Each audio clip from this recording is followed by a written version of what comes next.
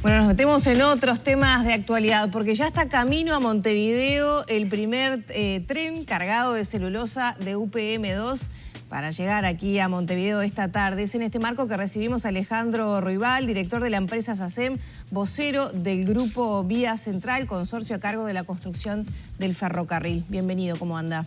Muchas gracias, muy bien. Un día ¿Cómo vive este día? Porque se ha marcado por las autoridades como un día histórico. Y bueno, sí, es un día histórico, un día importante. Es el día de, vamos a decir bien el día que es hoy, es el día del viaje inaugural. No quiere decir que esté habilitado ya para la operación comercial. Pero esto forma parte también de varios protocolos que se vienen cumpliendo desde fines de diciembre, principio de enero, de pruebas, y hoy es el viaje inaugural de punta a punta. ¿Y cuándo empieza la operativa comercial? Bueno, eso creo yo que UPM lo está resolviendo con su operador ahora a mediados de abril y va a ir incrementando de a poco, porque entre otras cosas también hay que empezar a que la gente se dé cuenta que el tren va a empezar a circular de verdad. El fin de semana pasado en la Feria de las Piedras hubo gente que paró el auto en la vía y se fue a hacer las compras. En el paso a nivel. Claro, ahí que está faltando información con los vecinos, tomar conciencia, se está haciendo. Que el ministerio, la Intendencia de Canelones en este caso... Bueno, se está haciendo un esfuerzo entre todos de comunicación. Ustedes también lo están haciendo, están mostrando todo esto. Hay un tema de toma de conciencia y por eso también se va a ir haciendo gradualmente, para que empiecen a acostumbrarse que van a empezar a ver pasar ferrocarriles y después van a ser unos cuantos ferrocarriles modernos, que van relativamente rápido en los tramos rurales, pero en la ciudad van a ir lento, con bocina, con ruido, con chicharra. Yo creo que ahí uno, como pasa en todas partes del mundo, se empieza a acostumbrar a convivir con el nuevo modo. ¿Va a ser paulatinas las frecuencias? ¿Cómo ahora en esta primera etapa qué frecuencia tendrá? Ya que todavía no es la operativa a full. Yo no le puedo hablar mucho de la operación porque eso no está dentro de nuestro alcance, pero sí va a ser gradual y... Si vemos lo que podría ser la operativa de UPM, que estamos hablando de 2 millones de toneladas al año, serán 7 formaciones por día, ¿no? Para un lado y 7 formaciones en la otra dirección. O sea, vamos a ver pasar 14 trenes. ¿No? 7 para un lado y 7 para el otro. Frecuencias. Pero yo le voy a decir algo, no es tanto eso como frecuencias. Ya pasó 3, 4 o 5 veces más frecuencia que eso en la historia nuestra. Claro, de frecuencia te hablo. De carga, de volumen, de peso, no. Porque por algo esto es una vía mucho más reforzada, ¿no? Claro, ¿qué representa para el país? Primero que después de 30 años un tren ingrese nuevamente al puerto de Montevideo, cambia la realidad de las rutas nacionales y eso también imagino que hace a la infraestructura, ¿no? El poder mantener desde otro lugar las rutas también, imagino yo, con esa carga pesada que pasaría ahora a ser parte del tren de UPM. Y sobre todo ese cambio en el paisaje también, porque después de años volvemos a tener cruces de trenes en centros poblados. Digo, toda esa obra que representa para el país. Bien, ¿cuántas horas tengo para explicar? No, bueno, pero por lo menos algún punto. No, pero está muy bien porque me permití decir varias cosas. Primero, lo que está pasando hoy es que hoy lo que está viendo es que se venció la inercia del modo ferroviario que estaba dormido hace décadas. Existía el modo ferroviario, pero en decadencia, lamentablemente, por falta de inversión, por falta de un plan de negocio, por falta de encontrar una masa crítica, un volumen importante de mercadería que lo justificaran. X motivo. No, fue una obra muy criticada, además, por toda la inversión que requería para el país. Hay muchas obras muy criticadas en todas partes del mundo y después se empiezan a utilizar y empiezan a ver. Yo, de críticas, no me van a escuchar. Obviamente formo parte de la construcción, pero trato de siempre ver el día después, y el día después es que hay una infraestructura moderna que vino a restablecer un modo de transporte muy eficiente, mundialmente, sobre todo para distancias medias y largas. Las distancias cortas no son para el ferrocarril, a no ser para pasajeros suburbanos con trenes eléctricos, o eventualmente hidrógeno algún día.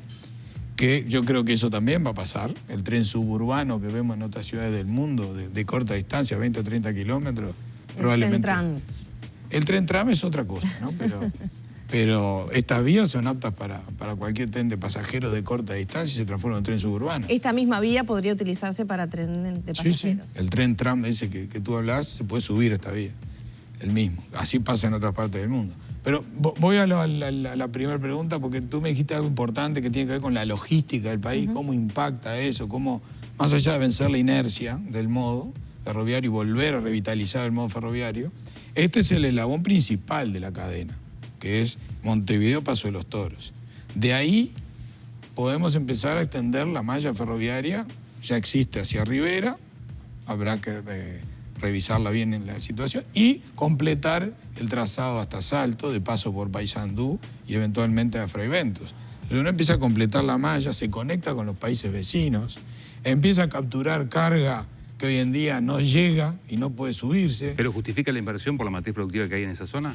Justifica porque hay mucho volumen, hay muchísimo volumen de carga que viene o por la hidrovía, la de más lejos, la paraguaya, la boliviana, que la hidrovía tiene sus bemoles, tiene sus problemas, o por camiones, pero en las distancias largas el ferrocarril, el camión no compite con el ferrocarril en la distancia larga en el mundo. Sí, eso es un tema para las empresas de transporte, ¿no? Bueno, pero siempre hay reconversión. Y además hay otra cosa, Uruguay, creciendo como está creciendo la producción, si ustedes miran cómo se incrementó el transporte, el volumen de transporte de mercadería, es enorme. Y yo estoy hablando de captar más carga que hoy en día no está, o sale por otros puertos. O sea que no se perdería el transporte carretero. Yo creo que no se perdería, se reacomodarán algunas. Se va a captar, se van a generar centros logísticos que esos camiones lo van a abastecer.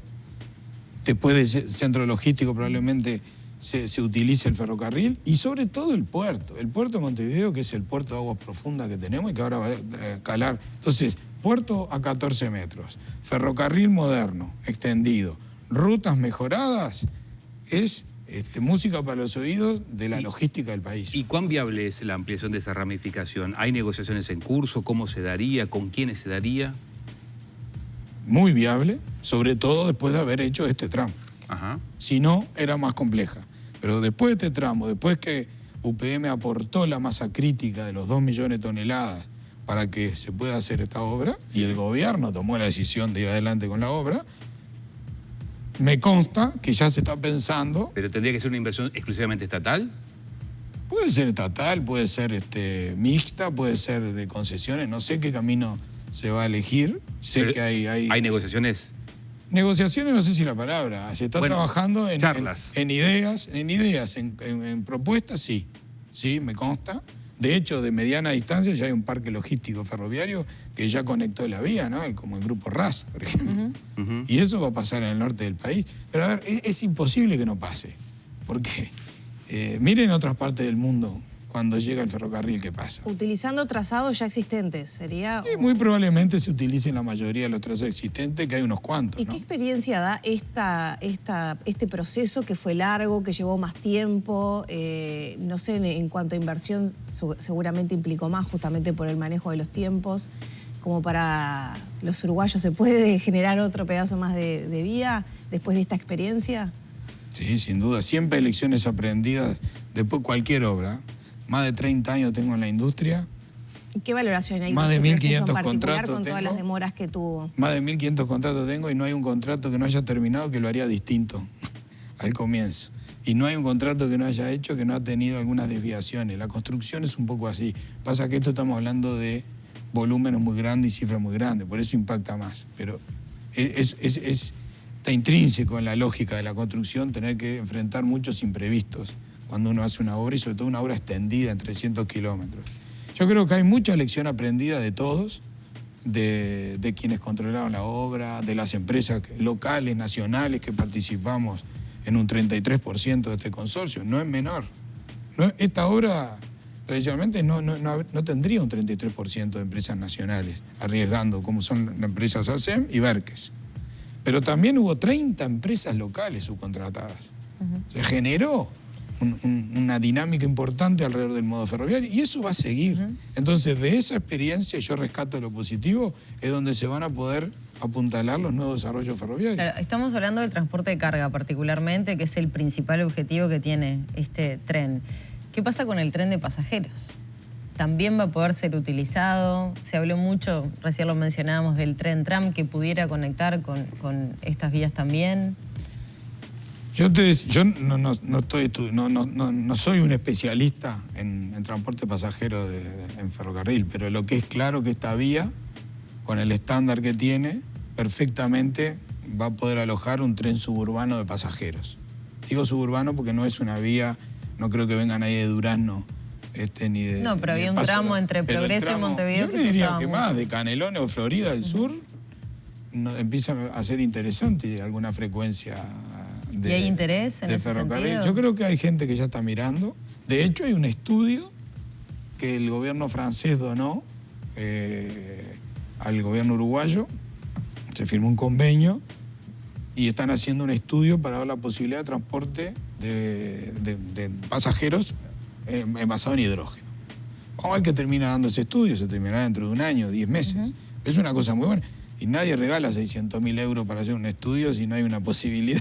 Claro. Entonces yo creo que ahí hay posibilidad. Y el tren tram, que es otro proyecto y que viene a atender una necesidad de transporte metropolitano, vamos a Sí, decir el así. descongestionar el tráfico. Lo que podría generar es una conexión con esta vía. Esta es una vía que va claramente de norte a sur y esta otra sería de este a oeste.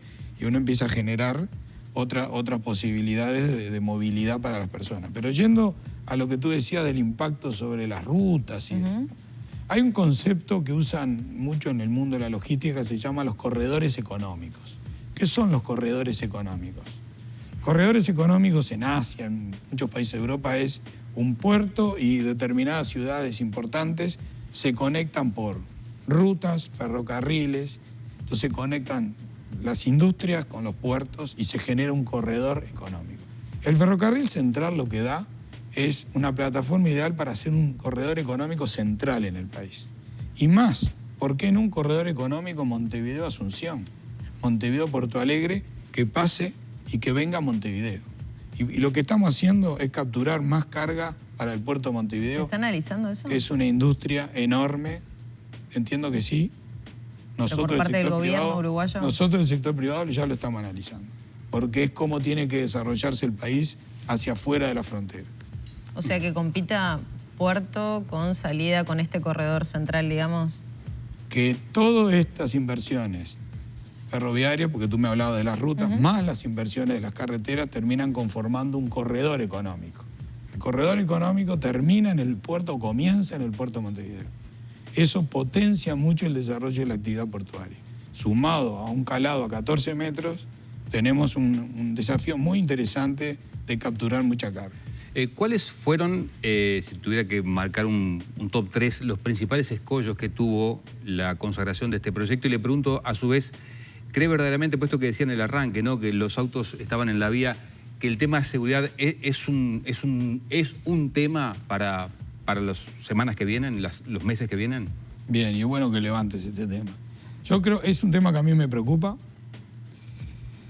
Se está haciendo de todo, pero es un tema que me preocupa que se concientice bien, que esta es una vía de verdad, que van a pasar ferrocarriles de verdad, y que hay que respetar, hay que convivir con este modo, como en el pasado había, pero como se perdió la memoria, hay que recuperar esa memoria. Es un tema que me preocupa, le preocupa a las autoridades, se están haciendo un montón de cosas y yo creo que va a ayudar el hecho que se vaya gradualmente utilizando la vía. Eso creo que va a ayudar. Y bueno, entre todos tendremos que concientizar eso. Y a Ahora, las propósito de la señalizaciones van a ser iguales. Para que los Perdón. escollos, ¿cuáles Yo, fueron? como no me gusta no responder, Está la bien. pregunta era la parte difícil. No, los escollos, un proyecto de este tipo tuvo muchos escollos, desafíos. Ujú. Sin duda todos sabemos el tema de manejar las expropiaciones a lo largo de 300 kilómetros con un proyecto que muchas veces se fue cambiando, alguna traza, algún bypass que no estaba originalmente. Eso, y cuando uno va haciendo el proyecto ejecutivo termina viendo que en realidad también hay que expropiarle 5 metros más por la faja de seguridad a este otro terreno que no estaba contemplado en el origen, y bueno, eso pasa. Y eso lleva a trámite. Ese fue un tema importante. El corrimiento de los servicios públicos. ¿Hubo errores de proyección sí. en ese sentido de las expropiaciones? No diría errores, pero yo capaz que a nivel del anteproyecto capaz que se subestimó lo que iba a terminar siendo, pero no tenían cómo saberlo. Hay cosas que se terminan sabiendo cuando se hace el proyecto ejecutivo.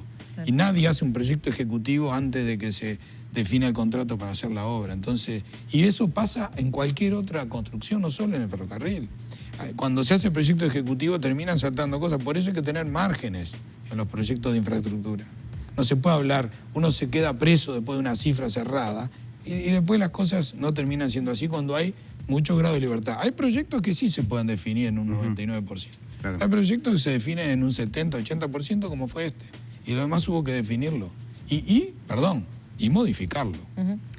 Y agregarle obras. ¿Y los otros escollos? Para completar la pregunta. O sea, las expropiaciones fue uno. 3 me dijo, ya le dije. Seguridad, expropiación. Seguridad es uno. Y después la convivencia con los permisos en las distintas departamentales, que fue un capítulo que yo también puedo entender, porque no nos olvidemos que este ferrocarril, uno lo habla así nomás, pero pasa por parte de Las Piedras a la mitad, por ejemplo. Hay una trinchera de 2 kilómetros en Las Piedras. Hay 44 pasos a nivel en Montevideo. Impacta en todo lo que es el tránsito de la ciudad de Montevideo en el norte. Hubo que hacer obras, viaductos que ustedes han visto, túneles, reacomodar la circulación de la ciudad. Y bueno, eso generó... Roybal, le quiero preguntar, ya cerrando el tema ferrocarril central, el tema del tren tram, que lo mencionamos en varias oportunidades, pero ¿en qué está el proyecto? En teoría en diciembre ya iba a estar algo avanzado. La Intendencia de Canelones, por ejemplo, señala que al no tener información, que eso le corresponde, dicen ellos, al Ministerio de Transporte, ellos tienen obras programadas sobre Yanatacio que tienen que empezar a implementarlas, porque si no, ¿hasta cuándo tendrían que esperar? No se aplicaría ese gasto y sobre todo esa inversión que estaba prevista en ese lugar para mejorar el tránsito y la movilidad de la población en Ciudad de la Costa. Bien. ¿En qué está esa situación? Bueno, porque acá se hizo una ciclovía en 18 cuando el tren iba a pasar por ahí, entonces... Bueno, se podrá correr, después se verá cuál es la mejor solución, porque el proyecto Tren Tram es un... Claro, pero las intendencias van avanzando en las inversiones que tenían previstas. Y está correcto, y es lo que tienen que hacer, y yo entiendo... Y es lo que tienen que hacer mientras que se va generando un análisis más profundo de una obra tan importante como podría ser la obra más importante metropolitana después de la Rambla de Montevideo. Claro, pareciera que nunca se concreta, ¿no? Que siempre es un proyecto que está latente, pero que nunca se ejecuta. Entonces... Demoramos en hacer el Estadio Peñarol y lo hicimos. Así que, ¿por qué no vamos a hacer el Tren Tram? Bueno, pero mire que el Tren de la Costa de la época de Baillán, del año 2000. Sí, sí. Estamos, no estaba yo, No, parece que no estaba. Esa no, bueno, no me la anoten a mí. Que ¿En qué etapa está ese proyecto? Yendo a lo concreto. El Tren Tram, hoy en día, ustedes saben que es una iniciativa que se le presentó de 3 empresas. Se le presentó como corresponde al Poder Ejecutivo, está en el Ministerio de Transporte. El Ministerio de Transporte dio la aceptación porque le pareció un buen proyecto. Generó un grupo de trabajo coordinado por ingenieros del Ministerio de Transporte de primer nivel. Primero lo empezaron a analizar ellos, nos pidieron un estudio de prefactibilidad, hicimos un estudio, se lo entregamos, y ellos tienen que empezar a interactuar, porque son ellos, el Ministerio de Transporte, con las intendencias. Tuvieron unas primeras reuniones el año pasado, generaron un impasse ahora, yo creo que también, porque también el ferrocarril, la terminación del ferrocarril central le consumió muchos recursos al Ministerio, y es lógico.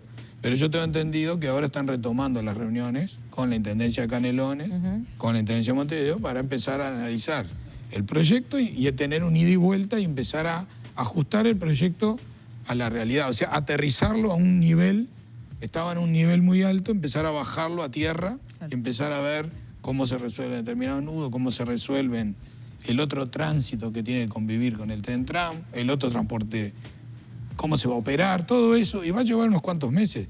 Es una transformación muy importante, radical.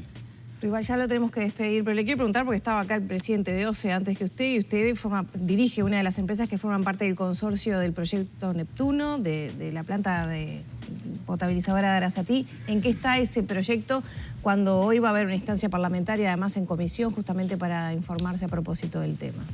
Nosotros estamos trabajando en el proyecto muy fuerte.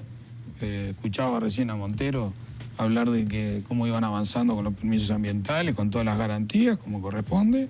Nosotros trabajando en el proyecto y ya tuvimos la adjudicación, se firmará el contrato en breve.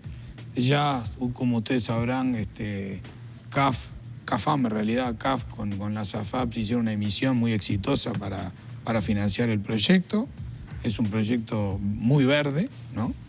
Que además tiene todos los estudios necesarios ambientales previos, ¿no? ¿Qué estudios ambientales faltan todavía? Bueno, ahora falta la autorización ambiental, que para eso están los técnicos del Ministerio de Ambiente haciendo todas las audiencias y los análisis y sacándose todas las dudas para darle garantías a todo el mundo como corresponde. Y eso estamos en buenas manos de gente seria que se tomará su tiempo y en unos meses estará ese estudio.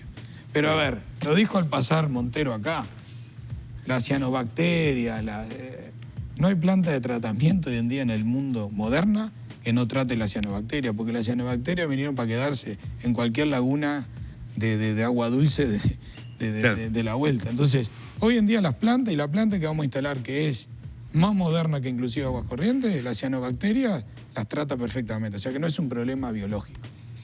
Eso hay que quedarse tranquilo. Muchas gracias por estos minutos. No, por favor, a la orden.